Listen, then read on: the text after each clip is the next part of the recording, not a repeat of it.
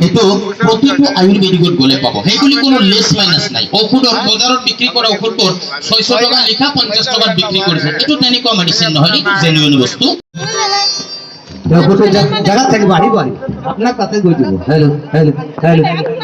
hello এবেলে কোনে দিলে পয়সাটো কোনে দিছিলে